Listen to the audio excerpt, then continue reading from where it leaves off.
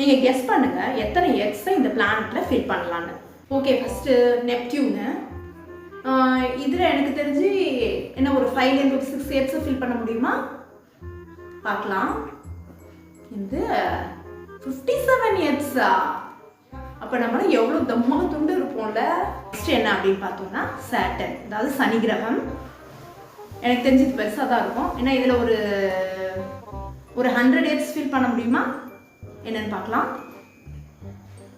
என்னது 100 போயிட்டே இருக்கு. 200, 500, 600, என்னடா 700.